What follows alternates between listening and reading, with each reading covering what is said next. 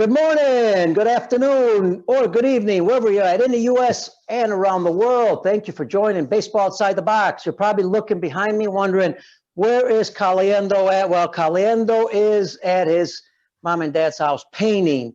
But this show was too important, and I wanted to really make sure we got the show in because I think it's an up-and-coming baseball country. Folks, before we start, go to baseballoutsidethebox.com. That's where the audio is going to be, and also the video at YouTube, Peter Caliendo. All we ask is that you subscribe to both. That really helps us out. Share the show with all the people you know in the game of baseball. I want to thank all our audience in the U.S. around the world. Over 100 countries we have where people are listening to the show, and we are very proud of it, and that's because of you, all the listeners. So thank you very much. Well, let's not waste any time. Let's get right to the show. I am excited here because, I've been there twice to New Zealand, and let me tell you, they got great athletes, great program. We did a couple coaching programs there. Love the guys and gals there, and I want to introduce you to the CEO of Baseball New Zealand, John Fellet. John, how you doing, buddy? Good, Peter. Thank you for this interview.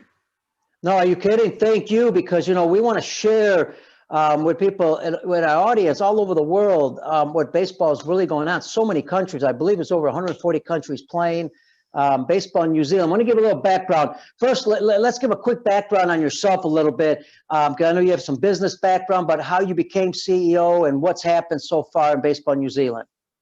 Born and raised in the Phoenix, Arizona market. Went to high school there, played junior college there, and then after my university degree, got right back into coaching right away. American Legion back then. I'm not sure what they play now, all these travel leagues. And then about 30 years ago, I talked my wife into coming down to New Zealand, and how I did it was telling her that they have no baseball down in New Zealand. I'll be home for dinner every night. And we moved down here, and within a year I couldn't stand it anymore, so I helped start Baseball New Zealand down here, and we've been growing steadily ever since. Absolutely. Let me tell you, folks, if you haven't been to New Zealand, we've been there twice, but I was there with my wife, and this is not because John's on the show. I've said this many times in other areas.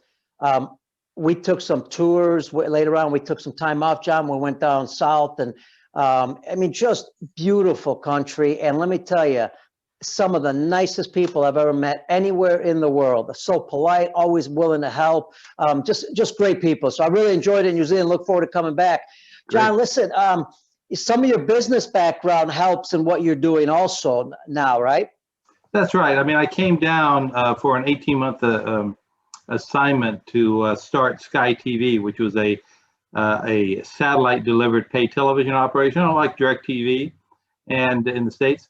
And then fell in love with it, and been was there for 30 years, 20 years. The last 20 years as the CEO. And as you know, pay TV in the sports is heavily pay TV in the States is heavily devoted to sports, and I kind of converted Sky into that. So all the major sports, rugby is the #1 sport that went to Sky, and cricket that went to Sky, and rugby league, which is kind of a version of rugby, also went to Sky, and netball, which is a kind of a version of basketball, and then started picking up all the other sports. Meanwhile, I had always the first event I ever saw on my platform was a Major League Baseball game. So they had the rights to MLB before I got here, but we've expanded those rights. And folks, so today, well, it is different time zone in New Zealand, but today's John's birthday, so got to wish you happy birthday. Well, thank you. You may have your editor have to. I've got 2 grandchildren. The 6-year-old left-hander, I envision seeing her as a middle infielder eventually, and a 2-year-old right-hander may break into the room. So prepare your editor if that happens. No problem. We love having kids on the show, so that's not a problem at all. Folks, by the way, I want to mention another great baseball area, Canada. I've got my BC Baseball Coaches shirt on. We do a lot of work in BC Baseball, great organization, youth organization, over 20,000 players. But John, the other thing, when you talk about, and I want to get into the system as far as the levels of baseball and the kids playing and all that, how it's developed, we'll get into that. But I wanted to ask, from your business side, when you're talking about Skynet, a big part of developing a sport in New Zealand. And by the way, folks, John mentioned rugby. You know, the All Blacks, a very famous rugby team. Their book, one of the best books on culture. You know, I think it's an outstanding book. You could really learn. I know they've hired some people from the All Blacks into professional baseball also to help with the culture of sports. But when you develop a sport like that, you know, in New Zealand, you obviously have to try to attract kids to get to play the game, but you also need finances. And then this is where a lot of your business side comes in. Let's talk about that side first, how you raise the money. And now there's a pro league there. I think that's going to really help develop the sport at the higher level. Yes, great point. I mean, baseball, as you probably know more than anybody else, is not the cheapest sport to start. You need a sizable field, much bigger than, say, you know, a basketball court or something like that. And the equipment's not cheap. We have to import everything in. So money has always been the issue. We just gradually kept plugging away from hot dog sales to raffle tickets and that sort of thing. And eventually we have 20 clubs in New Zealand. Unlike the United States, it's a club-based system. And so in the U.S., I would have played for my grade school too. You know, good enough to play on the high school and the junior college. Here, baseball does not have recognized in the schools. And so we play through a club system. There's 20 clubs in New Zealand. Probably 10 of them are in Auckland area on the North Island, and then the rest are split between Christchurch and Wellington, the capital of New Zealand. And so we continue to grow the game every day. We attract new members to it, and it's a real uphill fight, but we're getting there. And finally, a big breakthrough was getting a professional team based in Auckland. The Australian Baseball League has been going. Australia is very strong in baseball, as you know, Peter. Lots of major leaguers they produce, and so we've got into their professional league, and it's made up of a large number of American imports, but they have to have, I think, at least five Kiwis, and we hope to continue to grow that as our stocks get better and better. Absolutely. You know, that's a great point. You know, when you do have a pro team like that, that gives, you know, a goal for young kids. You know, they have a goal to reach later on. Some of them obviously going to high school in the U.S. Some have gone to college in the U.S. And then you got now a pro team in your area.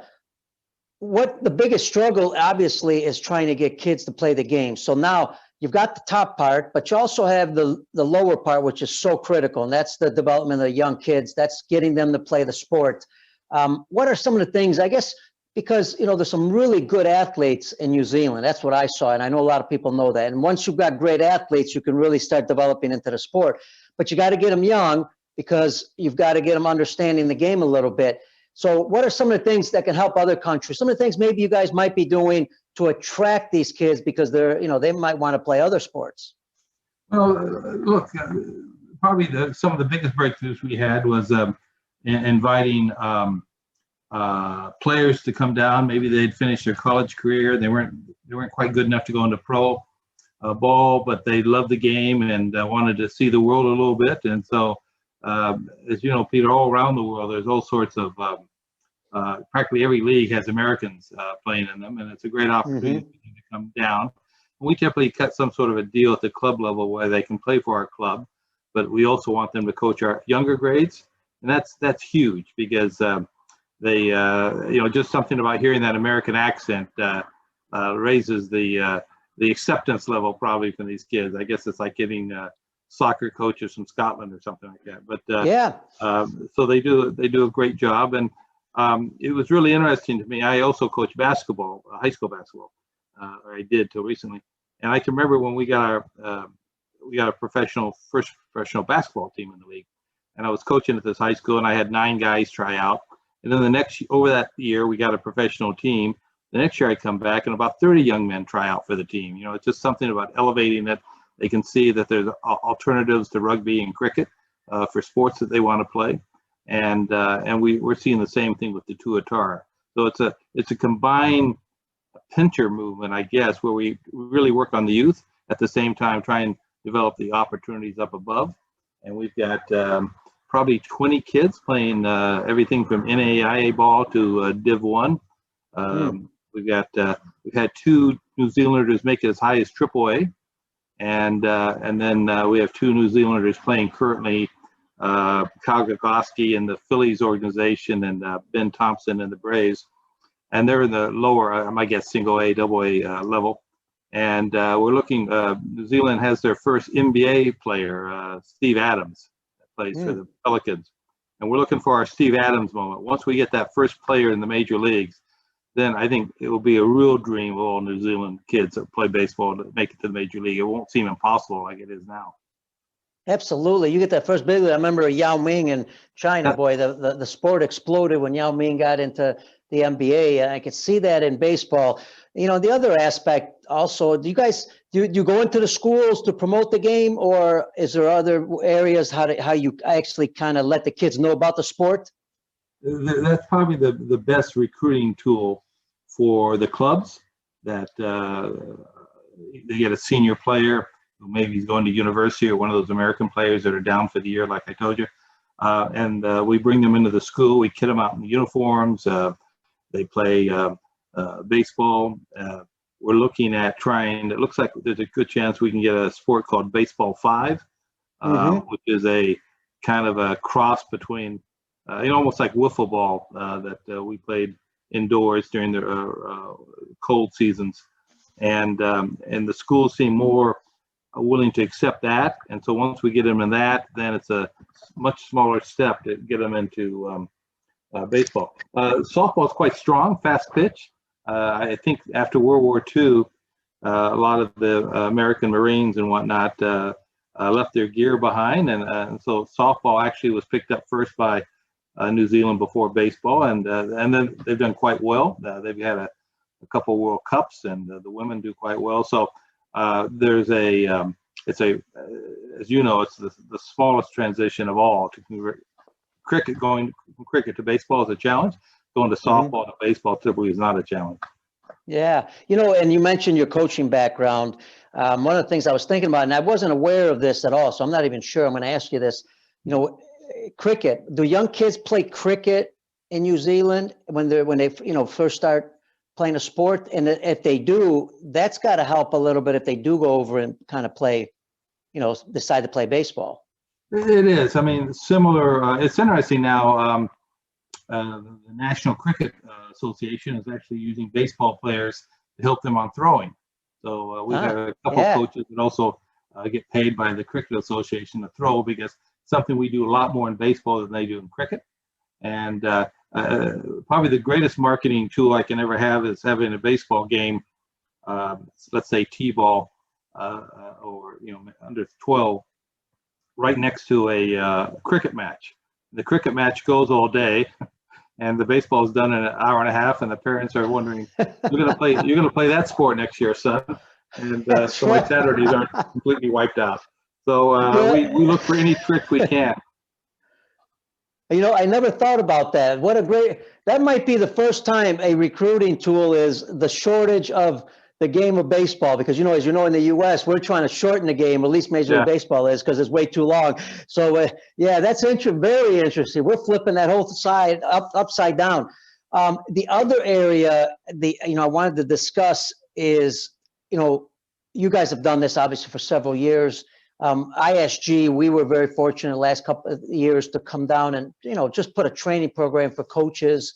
If you've got really good coaches, especially at the grassroots level, that really helps the development of the sport, because kids can enjoy it more.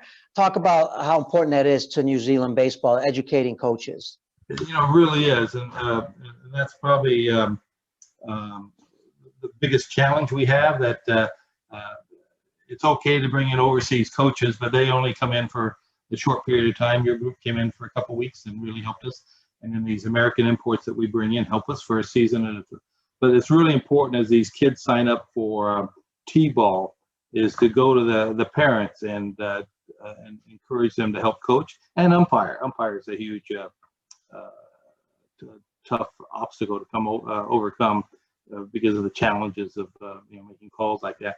So we spend a lot of time at the youth level, where it's least confrontational, to become a coach and become umpires. and then try to bring them along. And so we've got our own coaching accreditation program now, a lot based on the USAA baseball. They've been very kind to us and work with us and allow us to use a great deal of their collateral materials, and so that helps, because then the kids are learning something, from the very start, as opposed to just looking like it's it's a goof off period and the coach doesn't know much more than the players do. Absolutely. You know what? And USA Baseball they've been helping a lot of countries around the world. They got a great program when it comes to education. It's all online. It's all free. So we encourage not just, coaches in New Zealand, obviously are following the program. We encourage coaches all over the world to go to USA Baseball website and check it out. The other thing you mentioned was Baseball 5. And then, I'm on a technical committee for the World Baseball Softball Confederation. So folks, Baseball 5 is a game in which you play 5-on-5. You bounce the ball and hit it with your hand. Doesn't take equipment. I want to make sure you go to wbsc.org, check it out, because, remember, and John, you and I know this as coaches, right? And when we were kids, if you show baseball to kids right away and when they first start, they're going to get turned off because you're standing around way too much. But when you show them something like Baseball 5, hardly any equipment, because it's all with the hands. It's a softer ball. You only have to bounce it and hit it. It's a smaller field, a lot more fun, a lot more action. And as a coach, that kids, especially in baseball, if you're playing hockey, basketball, other sports, there's always action going on. In baseball, in baseball, there's a standstill sport, and kids are bored when they're standing still too long. So kudos to you guys for introducing not only the Baseball 5, but also a program internally in New Zealand that coaches get training from. Like you said, not just people that come from the outside, but also internally having your own system. Yes, we just finished the under-19 national club championships yesterday, and we just don't allow coach. If you want to enter a team, you've got to have a level 1 coach in the dugout, and coaches.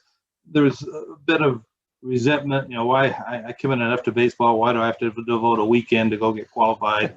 I've been coaching for 10 years, but it just adds that professionalism to them, and they understand what we're trying to do, and we work with how to develop baseball in the future. So we turn them from hesitant to real converts real quickly once they get that level 1.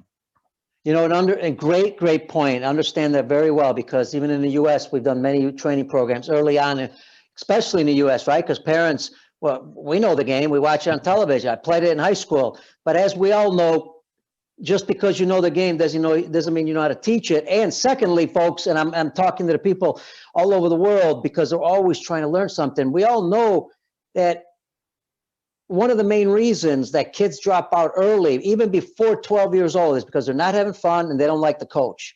Well, that's a big part of it. And we need to make sure, if we're going to have these kids long term, and I know you folks are going to give me excuses about videos and other things to do. I get all that. But if they really love baseball and they're enjoying it, they'll stay to play 15, 16. If they got goals like in New Zealand where there's a pro team, you get a chance maybe go to college or high school in the U.S. and play ball. There's that kid's excited and keeps them in the game. So, John, I think you guys are doing awesome. Let me ask you this: what are some of the things you guys are working on, I guess, for the future to help develop the sport and grow it more in New Zealand? Look, one of the goals we've always had is to try and get as many players either into the U.S. college system or the professional system. And before, it used to be me calling a scout up in Sydney and saying, look, I got this kid who's pitched 3 no-hitters in a row. Can you fly over? You can stay at my house. You need to go out and check this kid out. And nowadays, they basically tell me, hey, unless I've got video on him and I've got some Rapsodo data, we don't have a chance. So we're looking at trying to get some more of the technology in so we can start measuring this. And it's almost used as college recruitment material now. With the system coach, you have you can get a video, and down at the bottom of the video shows launch angle and exit velocity and all that on the TrackMan. And I just use those 2. I'm sure there's 4 or 5 different competitors. But you send that out to the colleges, and now all of a sudden the tyranny of distance isn't quite as bad, and you can see it along with the kid, the data they got from a kid from 2 blocks away, and we leveled the odds a little bit. Yeah, I mean, and using the technology, because you can get reports also from organizations in the States about even at 12 years old, 13, 14, Yeah. 15, measuring those metrics to show the kids in New Zealand, well, here's a 12-year-old average. Here's what they do average. They run this speed. Maybe they throw this hard or they throw these many strikes. And it's always good for kids to see so that way they can measure themselves and then understand, how am I going to get better? So I love the technology part that you guys are bringing in. Yes, it's interesting because there's a sense of isolation in New Zealand.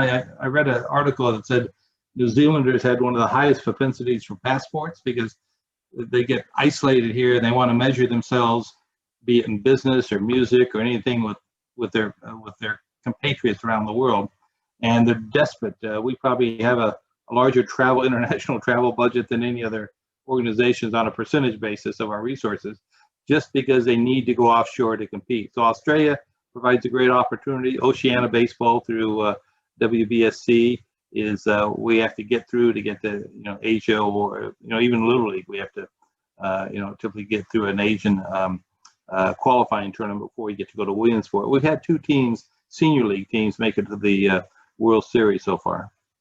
Oh, that's great stuff. Love to hear that. And I was just thinking, as you were mentioning, we're talking about Major League Baseball too, because, they're starting to get measurements of kids at 15, 16, 14. When they get those statistics, now if they start to see those statistics being pretty good, they may send even more scouts and more teams may start coming to New Zealand. Everybody knows the great athletes there. John, the other aspect of all this, and you mentioned it, is your national teams, because you have national teams at certain ages that are going to compete, whether it be in Asia or whether it be in the World Cup, and they have already and done well. Talk about the national team a little bit. Well, we were probably the biggest disappointment in baseball last year was with COVID. We were off to our World Baseball Classic qualifying match in Tucson. And 2 or 3 days before we took off, we pulled, because Major League Baseball had shut down the minor league spring training camps, and so we were off to do that. And that looked like our best team. We'd gotten a bunch of our 2 or 3 professional players released to be able to participate, and we had half a dozen. I mean, more kids were coming, or young men were coming from probably overseas than they were coming from New Zealand, just because with the college system and the pros. Mm-hmm. And it's a and so at the top level of the game, that's great. And the name of the national team is the Diamond Blacks. Just because kind of a playoff on the All Blacks. Mm-hmm. And then we also compete at the WBSC offers that great opportunity for us to really advance. And I'd have to go back and look at the rankings.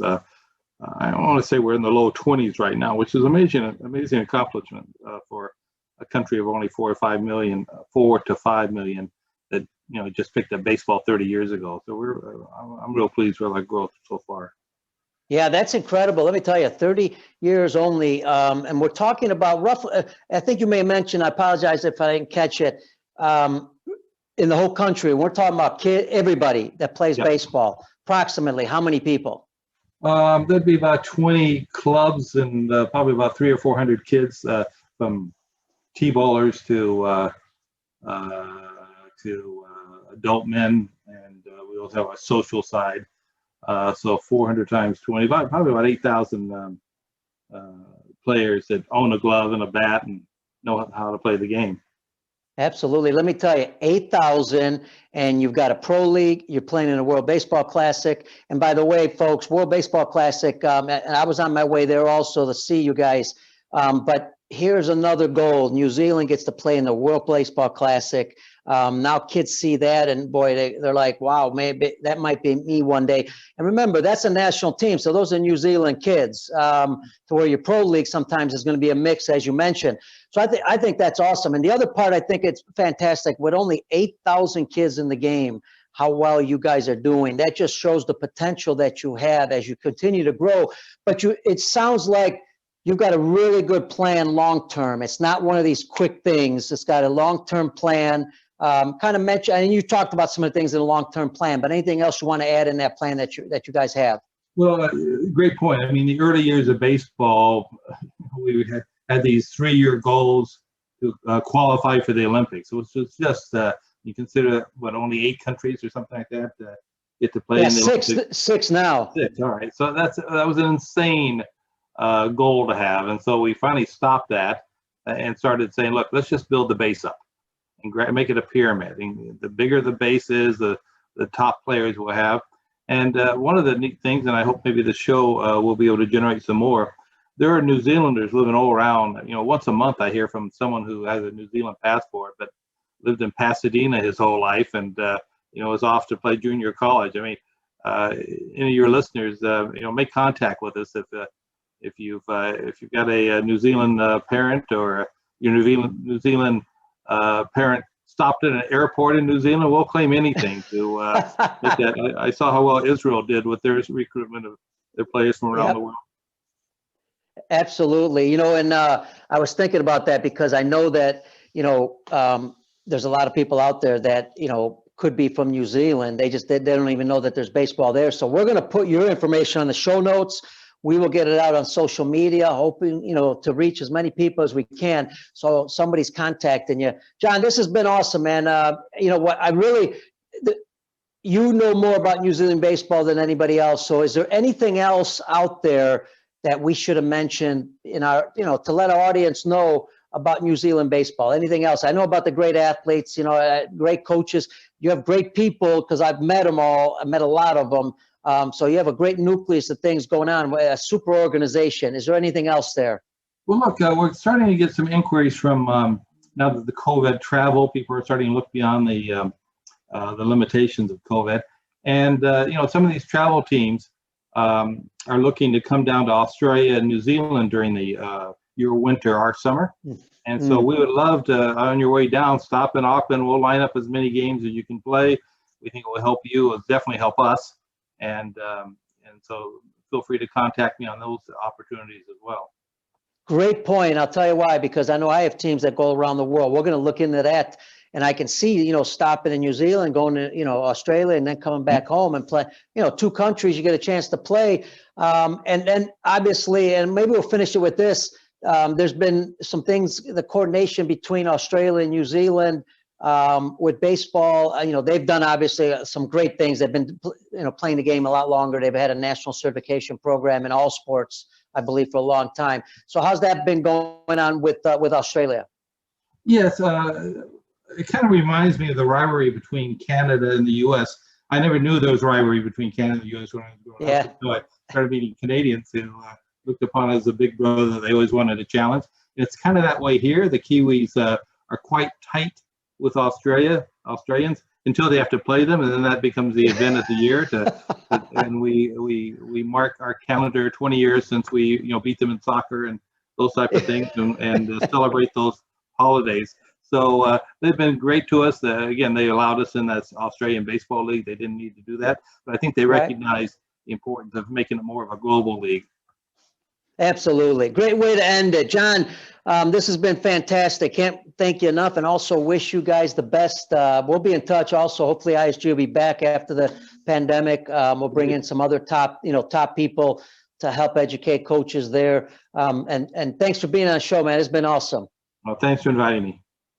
All right, folks, John Fellet, CEO of Baseball New Zealand. Also, thank you to not only John, but thanks to Brian Crocker, our producer with the Line of Media Group. Thank you to everybody in the U.S. and around the world. We really appreciate it. Just don't forget, go to baseballoutsidethebox.com. That's where the audio is going to be. Subscribe. Then go to YouTube, Peter Caliendo. The video will be there. You can watch it more than once. And please subscribe, and thank you. And remember, we always end it this way. Stay healthy. Be safe. God bless you, and we'll see you on the next show. Perfect. Good. John, that was awesome. Hopefully we got enough in. Yep. Did we got enough in that we wanted to cover? Oh, absolutely. We're pleased, and you're great. You thought of all sorts of stuff to ask me that I didn't even put down in my notes. So well done. Yeah, I didn't even get a chance to think about it. I just kind of go with the flow a little bit. It obviously helps that I've been there, and I know, I've seen some baseball there and stuff. If you want, did you want to know how to download it? Yes, sir. Okay, go ahead and go to stop video like you did before. Okay. Oh, wait, that stops you. Stop Okay. recording. My fault. Yep, you're right. Stop I meant stop recording. recording. Got it. You want to Okay, stop cloud recording? Yes.